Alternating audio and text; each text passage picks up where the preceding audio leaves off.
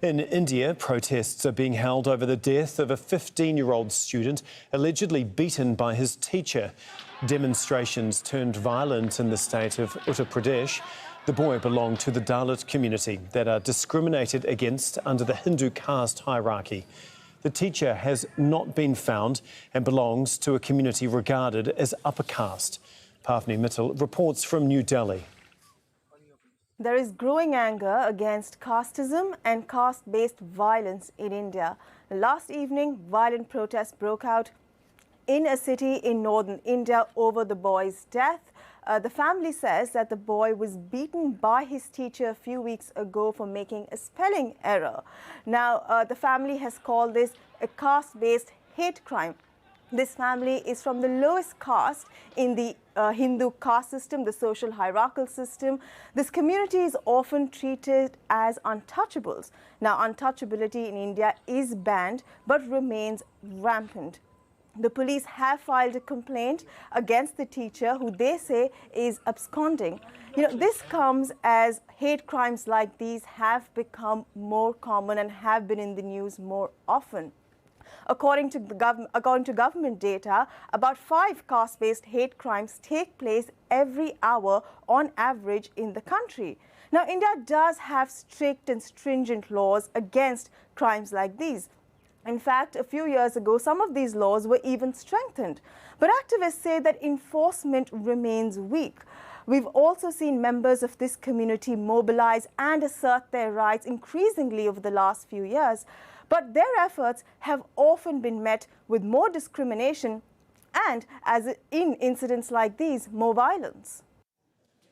A series of beatings and rapes of members of India's Dalit community have been carried out in recent weeks. 2 weeks ago, the bodies of 2 Dalit teenage sisters were found hanging from a tree in the northern Uttar Pradesh state. Police suspect they were gang raped and murdered.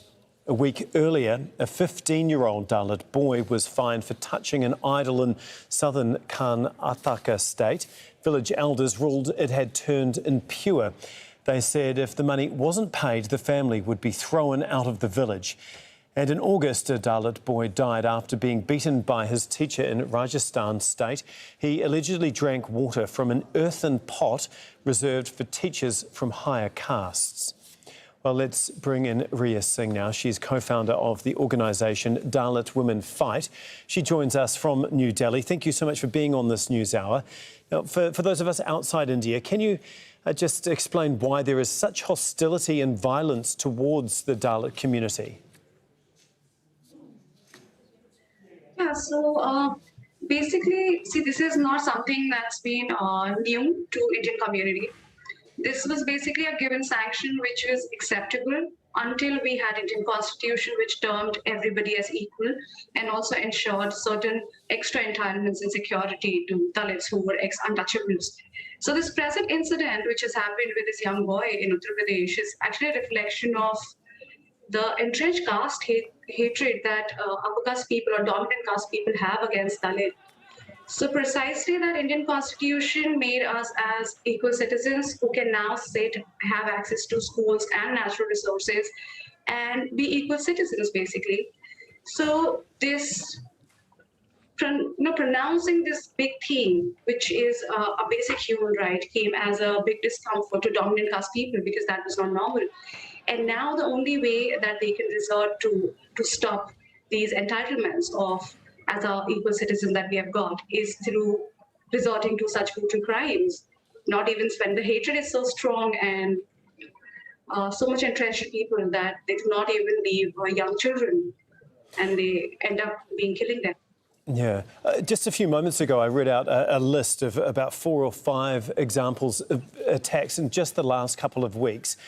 Do you think it's getting worse? See, I think there is no comparison in terms of when it was better and when it was worse. It is more like that these cases are being able to come forth. Like the community, it's when they reach to the police station, the police doesn't register the case. They go to the school doesn't listen to it. They go to a local panchayat head, like in villages, before going to the police station, they may go to the village head for the complaint. Nobody listens to them. So I think it is through the access of social media that when they are thrown away or thrown out from all the other areas where the grievances are to be taken care of. They resort to social media, or somebody from the community just puts up on social media, and it's basically getting more visibility. Not really that the cases are rising. It's more about the visibility that we are able to make it being heard in a larger public. OK, why do you think the death of this 15-year-old boy has sparked such a backlash? See, one that we've always been seeing is that in past 1 decade, there is a sufficient amount of Dalit people who have entered universities and schools, and we definitely have internal communications about these kind of cases and an alignment that the community will stand for any of such brutality. And these mobilizations are a result of, it's like a generational collectivization of people who are aware of their rights. It is not something which is very spontaneous. It happens every day in different areas in this country. So this is the least. I think these kind of the protests are the least that we as a community member are able to do it. So it's uproar, I'll say it's normal, and this is the minimum that we as community members would stand up for.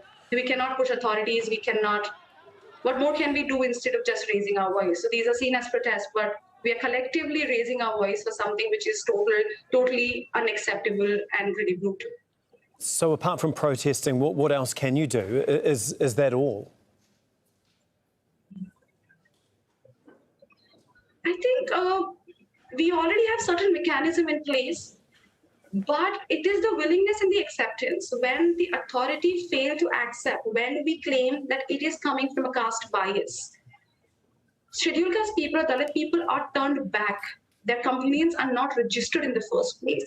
So first is that the authorities need to accept that when a victim of a crime turns up to you, you are supposed to register a case and not send that person back. I think when it comes to Dalits, our complaints are taken very leniently, or they're taken as, oh, these people are filing a complaint, laws are very stringent. If we file a complaint, somebody else's life will get spoiled. Instead of thinking of protecting our children, our community members, the more connection lies with the caste of the perpetrator. They would want to protect the perpetrator. So I think one that India, as in a larger form, I think they should accept that there is something like caste bias. Along with that caste bias, there are people who are using crime and violence to justify that caste bias or to derive some pleasure of putting themselves as superior beings and us as inferior beings. It's only with this acknowledgement that we can move ahead. People at all levels, from cops to judges, need to really accept that, yes, we live in a country, okay, it's 2022, but we still have caste prejudice and our people are also committing crimes and Dalit people. It is only then when we can take a step ahead. OK, thank you so much for your time. That is Ria Singh for us in New Delhi.